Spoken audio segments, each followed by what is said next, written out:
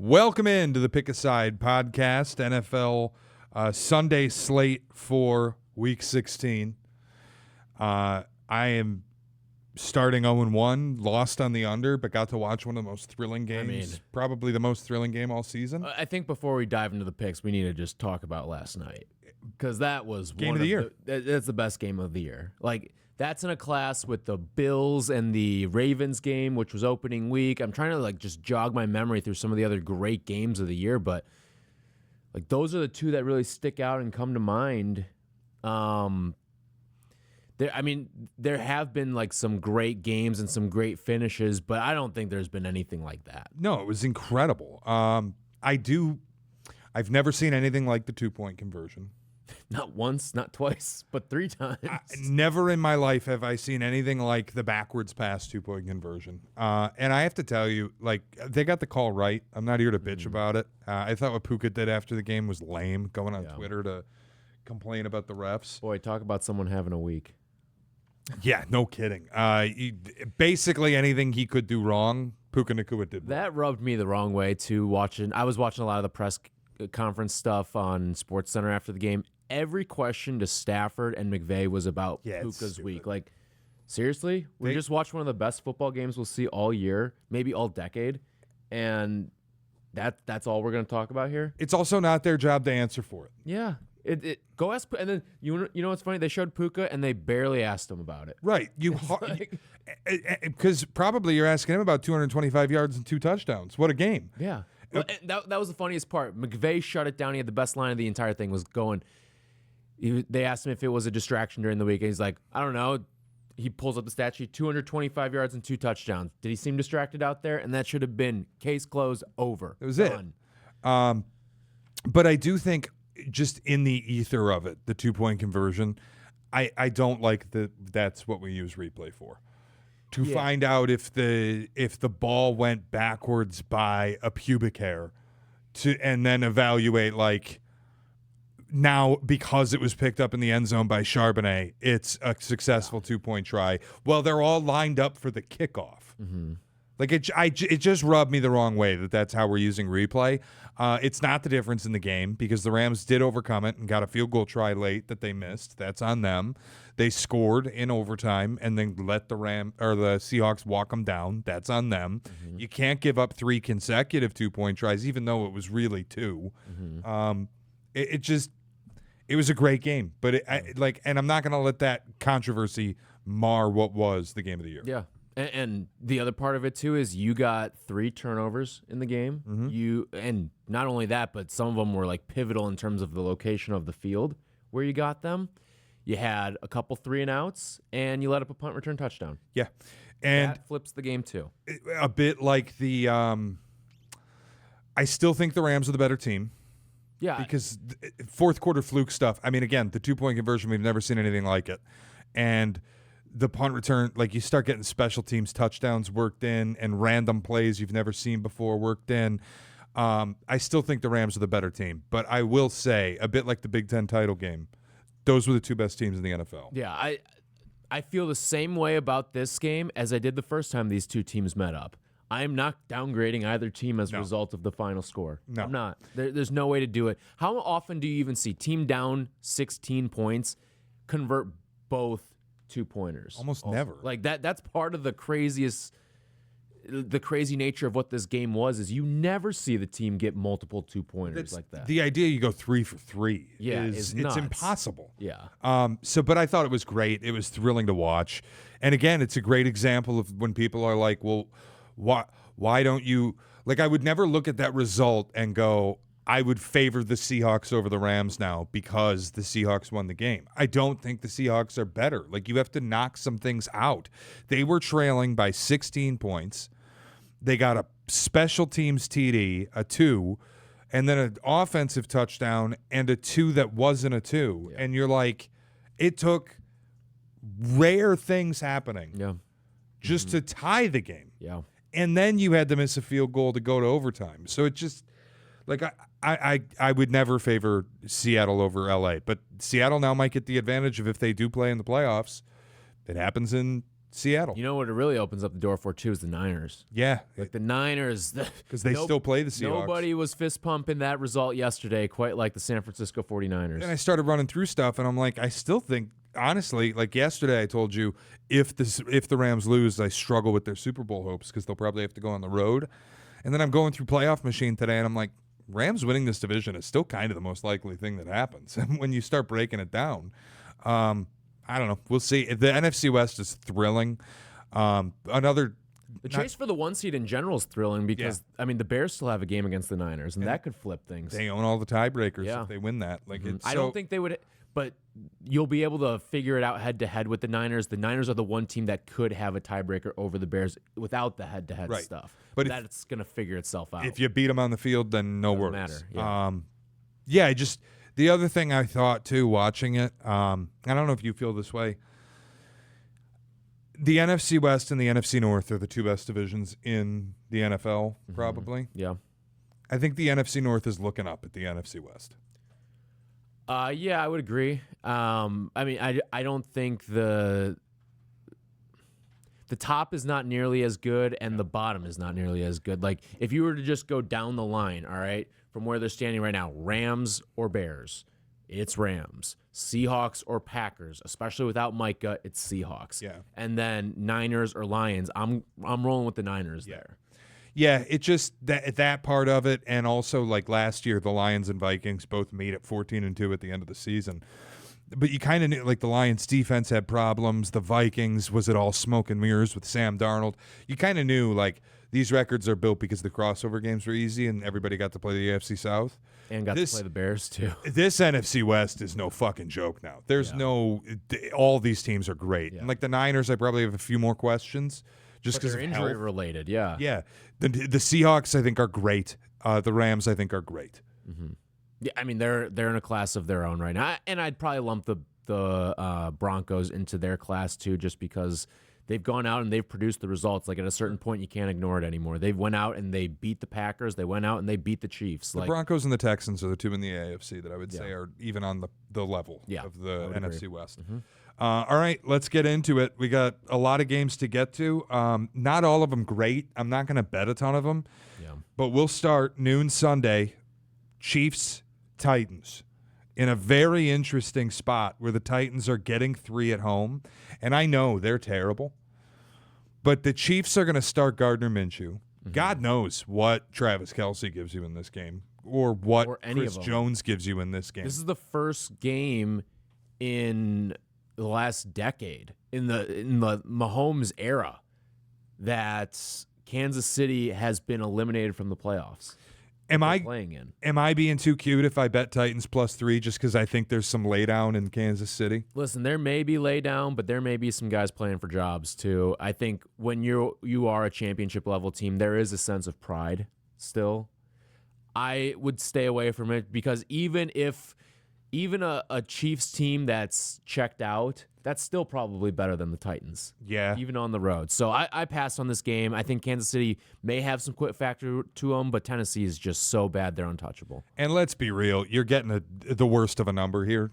Like, you got to figure if Mahomes were healthy, just Mahomes, healthy and on the field, the Chiefs even at 6-8 are what, a 9-10 point favorite? Yeah, on the road, yeah.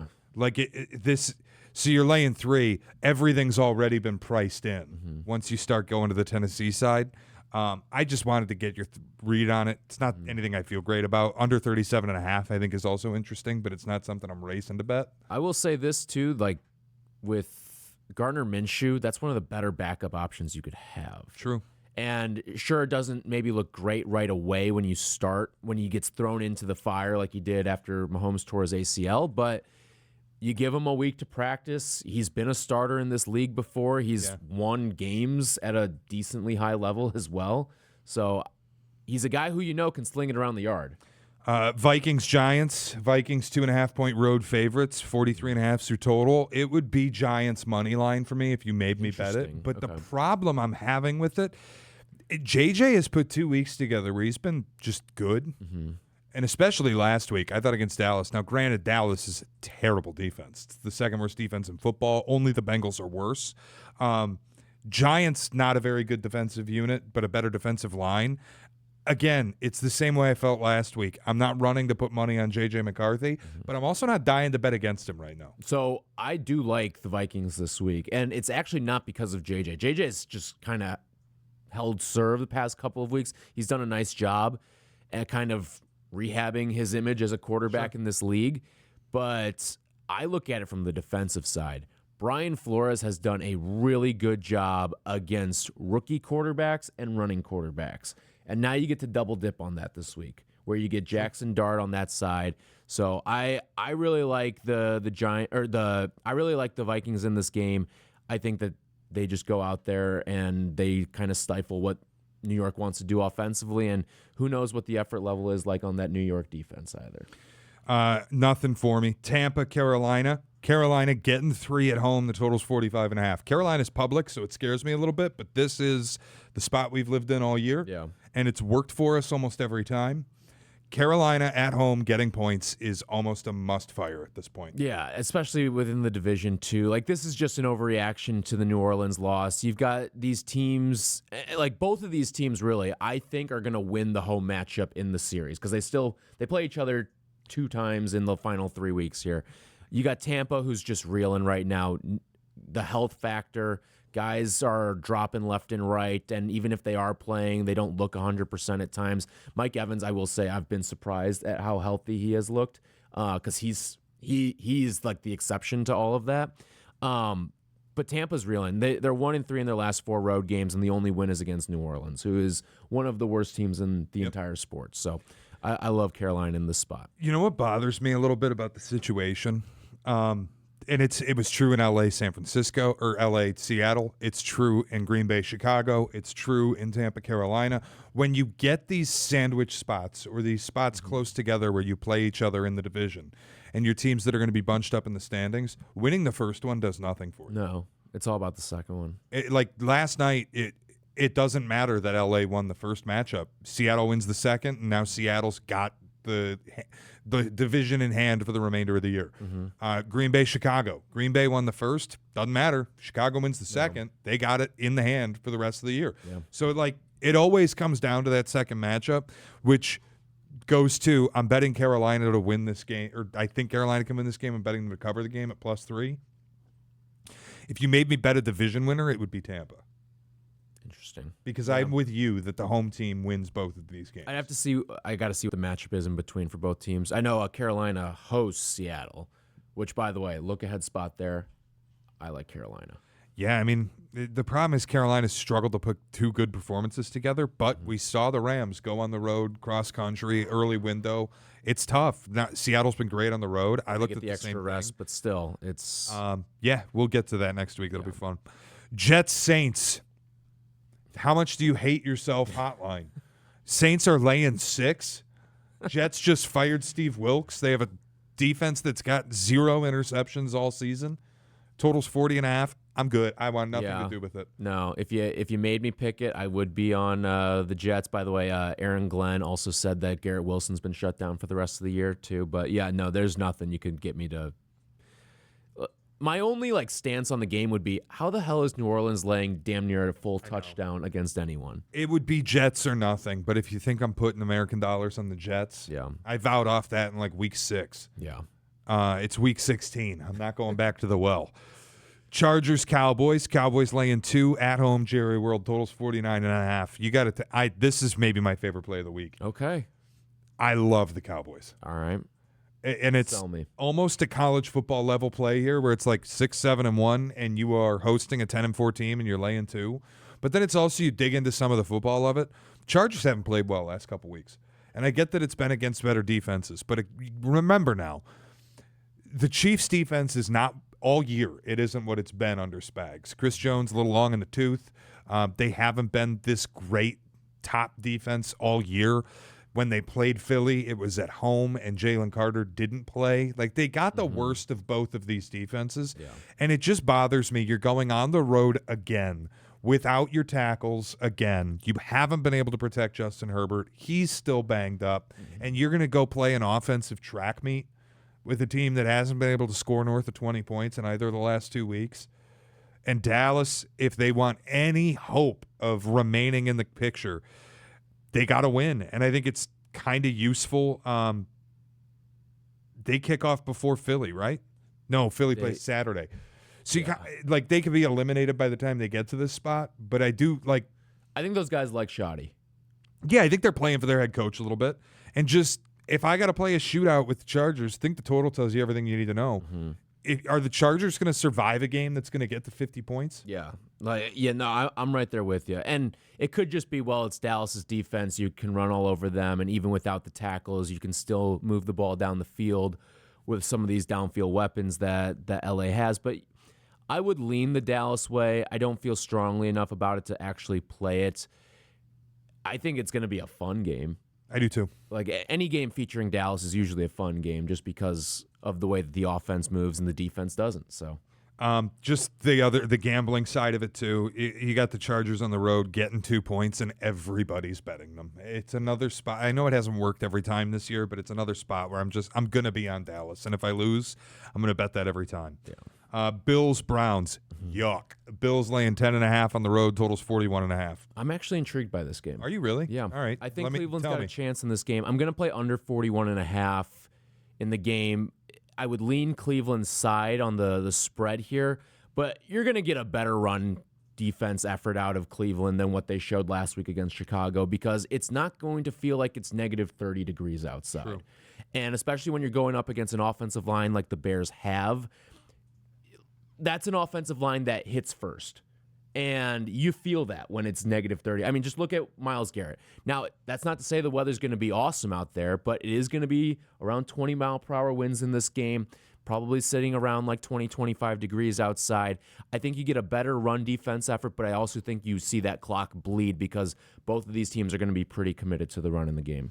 Yeah, I would say it's Cleveland or pass. I'm not going to bet it. I'm just not that interested. And frankly, I have fantasy stakes in this game anyway because I have James Cook and Josh Allen in a semifinal where I just will root for them. But it's Buffalo's defense is so bad, especially against the run, that if Cleveland can get a little healthy up front and lean on Quinshon Judkins, I don't think Buffalo should be laying 10.5 to anybody with how bad their defense is. Yeah, you can let anyone through. And, Shedeur, he'll hit on a couple deep balls in this game, maybe not because of the wind, but he's going to hold on to the ball a little bit. You're going to see this, Buffalo's defense is kind of similar to the Bears without the takeaways. You're not going to get after the quarterback, but you can when he holds the ball for 5-6 seconds. All right, Bengals-Dolphins, Sunday at noon. No, thank you. I'm begging you to walk into this with me. All right. Well, I think I know where you're going, but we are betting Quinn Ewers. No. We are betting Quinn Ewers. Can I say this? I don't understand Tua getting benched. I'm not here as some big time Tua defender. I don't think he's anything special, but it was one game, man. This team was hot for a long stretch of time, and you're going to bench him over one game? He was pretty terrible. He was, but it's on the road. It's outside. We know that he's not good in those conditions. He never has been. The team as a whole has never been. I get cold weather Cincy, go into Miami to sit in the sun. But it's not that. I looked at the weather. It's 75 degrees, man. That's a vacation. Does Cincy want to play football for money? The defense is horrible. Does Miami still want to play football for money after what happened last week? Quinn Ewers wants to belong someplace. Ewers, but I don't know if Quinn Ewers does belong. He might not want to belong all he wants. He might not. But I also get the fade sad Joe Burrow laying 4 points. Listen, you do you here, man. But come on, you got to bet Quinn Ewers with me. Why do I have to? Why? Where am I? This Quinn is Ewers our spot. It's our backup quarterback spot of the year. If there's a backup quarterback I'm playing, there's better backup quarterbacks to play. I'm betting Miami plus 4. I'm playing Quinn Ewers. Falcons, Cardinals. Falcons laying 3. Totals 48.5. I got nothing for you. Okay, I like Atlanta here. Okay, so because you could get me on that side. I was going to say it's Atlanta or pass, but I would like it at 2.5. Yeah, you can get me there. 3 is kind of annoying that it's stuck on that number, especially for a road team and a team like the Falcons, but they're coming off of the long rest here. You've got Arizona, who is 25th in EPA pass defense, and Kirk knows how to go up against bad defenses. He's not going to be anything special against Houston or Denver or Seattle or LA. But against a team like Arizona, he can carve up. I think we saw it against Tampa Bay from a week ago. And then you're finally using your weapons. You could get Drake London back this week. And then Atlanta's defense, it's whatever. It's kind of like back end of the middle class of defenses in the NFL, but you've got an Arizona run game that's an absolute mess that I don't think they're going to be able to use. 28th in rush EPA offense, and now you're down to Michael Carter. Like, you've got nothing at this point. So I like Atlanta. I think they carry a little momentum from last week. It's not like Atlanta's barren on the roster. I'll join you. And the big thing, too, is I do think defensively this is a nice little spot for Atlanta, a team that invested so much in the offseason on defense against a team that can't run the ball. Could you put Jacoby Brissett in a couple uncomfortable spots and maybe pick him off once or twice? Yeah. Like, I think this is a nice little spot for the Falcons defense. If I can get a 2.5, I'll bet it. But if it stays at 3, I'll just bet it on the day. Okay. Jags, Broncos. I feel pretty strongly about this one. I do too, and I want to red flag everybody that people think they're so smart. The Jags are the public side here. Total's 46.5, and I'm not telling you that I think Bo Nix is going to come out and do what he did, but I don't think the Jags are within a field goal of Denver at all. Like, I think the Jags are fake as fuck, is the way I'll put it. I don't think they're fake per se, but they are, I think, overvalued to a degree. Like, could the Jags win a playoff game or two? I think they're equipped because I think they're pretty balanced on both sides of the ball when they're at their best. But I'm with you. I like Denver in this game for a lot of the reasons why I liked Denver a week ago. I think Trevor Lawrence is playing a lot like Jordan Love, and that's more complimentary than anything right now. He's a guy who's been taking care of the football. He is playing his best football of his career right now. Like, Toyotathon Trevor, is that a thing that's going on right now? Is that a little thing that we're seeing? But I also just think that this is a Jacksonville team that this is the first time you're facing legitimate competition, it feels like, in a couple of weeks. And especially a legitimate defense on the other side. I look at this Jacksonville team. They haven't faced a top 10 sack rate team in a month, which kind of coincides with the stretch that they're on right now. And that's why I'm going to ride with Denver here. Yeah, it's the step up in class that does it for me because it's a Jags defense that, a little like the Bears, they thrive on takeaways. I think that does, when you step up in class and start playing the elites, the water shuts off a little bit on you. Yeah. And offensively, I don't buy that they're going to be able to do what they've been doing on the road against an elite pass rush. I just think Trevor Lawrence is going to get bothered a little bit. And I find it fascinating that a public side is stuck at 3.5. It tells me everything I need to know when the football says the same thing. It's Denver laying 3.5. Yep. All right. 325, America's game of the week, again, because they're addicted to the Lions. Detroit laying 7 at home against the Pittsburgh Steelers. The total's 52. I got nothing here. I mean, I'm going to sit back and watch this game. As a Bears fan, I'll be rooting for Pittsburgh. I would lean over the 52 in this game, but I've got no real play on it. It's Detroit or nothing for me. But it's also like I can't trust the interior of their O-line. Granted, I think the Steelers are weak up the middle on defensively. But is TJ Watt going to go? I don't really know. Like, there's so many questions I have on the Pittsburgh side. And also, they keep winning. They find ways. I watch them. I don't think they're that good, but they find ways to win these games. It's classic Mike Tomlin. Yeah. You're going to be right there at the end. If this were 6.5, I'd probably bet Detroit, but at a flat 7, I don't see really any big value. The over, I think, is the only way to go, but you're talking about a 52 in the NFL. I'm going to stay away. Yeah. All right. Vegas, Houston. You got any interest in laying 14 points? Nope. Could this be, I want to just offer something. Houston's defense versus the Raider offense. Could it be the greatest mismatch in league history? You have one of the most. We could find something else, but I think that for this season, I think yes. One of the most putrid offensive lines I've ever watched against one of the better defensive lines I've ever watched. I'm actually morbidly excited to watch this game. You know what's funny about that, though? Vegas has played Denver to a possession twice. I know. This year. I know. And maybe one of them was a little fluky, but it was still a 10-point game. because of the field goal that was kicked at the end. Like, I don't know how they did it against that. Like, I don't either. Maybe it's the divisional aspect of it all, but I don't know how they did it. I'd say the other thing, like the total being 38, I would lean over a little bit because of the life that Houston showed last week. Stroud and Nico Collins are starting to connect a little bit again. Get 35 on their own. But isn't this a sign of the respect? Like, we were on this a few weeks, not to toot our own horns, but a few weeks ago we were saying, like, Houston battling back to 500. Watch out, because if they just keep winning, I think they can win the AFC with their defense. Now you're starting to see in the market 2-touchdown favorite in the NFL. Yeah. That's a sign of respect. Yeah. And then you look at the Super Bowl odds, and they've got the 5th best odds to win the Super Bowl, and you go, okay, everybody is caught on now. Yeah. Like, we were a little ahead of it, and now everybody's caught up. Houston is like one of the best teams in football. Absolutely. Patriots Ravens. This is another one I love. Yeah. Sunday Night Football. Totals 48.5. Ravens laying 3 at home. Huh? Against the 11-3 Patriots? Dude, this is... I almost went quad bomb here, but it is Ravens. It's an absolute Ravens play.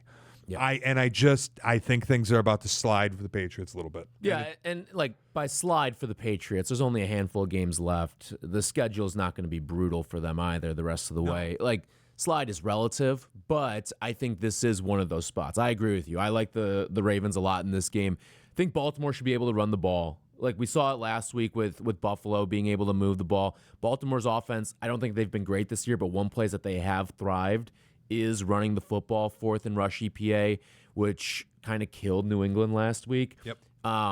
And nobody is betting on Baltimore. Like, I don't know if you've seen the bet data, but under 20% of the bets are on the Ravens right now. Everybody. And I feel kind of similarly to New England that I feel about somebody like the Niners, but maybe to a lesser extent. New England cannot overcome some of the injuries. Mm-hmm. Losing Milton Williams, their run game or run defense has not been the same since. They got bullied in the second half by Buffalo. Losing Will Campbell, Drake May, second half against Buffalo, it looked like that really started to impact him a little bit. You get rushed. He takes a bunch of sacks to begin with. Yeah. It's been an incredibly successful year for the Patriots. And it still can be a very successful year. Like, I'm not saying they can't go to the Super Bowl. I am. I think they're going to be a first-round exit, to be honest with you, in the playoffs. But it's not, again, that is a success, getting into the playoffs at all. Even if they don't win the division. Double-digit wins. Yeah, 11 wins is a success for them already. Like, I wouldn't look at this and go, oh, you choke up the division to Buffalo. What a terrible choke at the end of the year. No, you were never supposed to be here. Yeah. So it kind of, to me, is just like now you've stepped up in class and you got this incredible year out of your quarterback, but injuries bit you a little bit at the end. And you go against some of the better teams in the NFL, you haven't played. They've played a 500 team, I should say better than 500 team, 3 times all year. They're 1-2 in those games, and May is 2 touchdowns and 2 picks. And it's Buffalo twice and Pittsburgh. Yeah. So it's another spot where now you go on the road. I've been in that stadium. It is harrowing, especially at night, and they have to win to keep their division hopes alive. Yeah. I love Baltimore.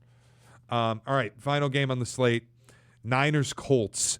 Niners laying 5.5 on the road. The total's 46.5 against Uncle Phil. Mm-hmm. Grandpa Phil. What do you want to do? I think it's Niners here. I don't feel strongly enough. I may get there Monday and play it, but I just think Robert Saleh is going to have the game plan for, all right, we've seen what Phillip Rivers looks like after one start, because Phillip Rivers, you can pull up all the tape you want from 5 years ago. Yeah. Like, that's a tough player to game plan for. But I think San Francisco is going to have a little bit of something different there. Yeah. And I think offensively they should be able to cash in against Indy. Honestly, it would be Indy or nothing for me, so I'm going to just stay away. Maybe Monday, if I feel really good about it, I'll give you something, or I'll even flip how I feel about it if we get to Monday. Right now, it would be Indy or nothing. Yeah. But that's mostly just plus 5.5 is kind of I want to live with the dog, especially at home. Monday night's interesting. West Coast going east. It's less impactful. Right. But we'll see. We'll get to that on Monday. Yeah. So I'm going to recap the card because I played a lot more than I expected to. I can't believe you're not going to play Quinn Ewers with me. Miami +4. You were always the Quinn Ewers slap of the show, too. I was, of course. Miami +4. Dallas laying 2. Carolina +3. Denver laying 3.5. Falcons laying 3. I'm going to wait. I put it in so I remember, but I'm going to wait and hope I get a 2.5. I will bet 3 if that's the number. And then Ravens laying 3 at home against New England. All right, I got Minnesota laying 2.5, Carolina getting 3 at home, under 41.5 in Buffalo and Cleveland, Atlanta giving 3 against the Cardinals, Denver giving 3, Baltimore giving 3. That's the number of the show today, the number 3. There you go. Another edition of the Pick a Side podcast in the books. Week 16 NFL. We'll have Week 17 picks. We'll have college football semifinal or quarterfinal picks next week. If you missed the college football playoff for the first round, it's available wherever you get podcasts and also on YouTube, youtube.com/@PickASideESPN. Please rate, review, subscribe. For Tyler Aki, I'm Shea Norling. We'll see you next week on Monday with a recap episode.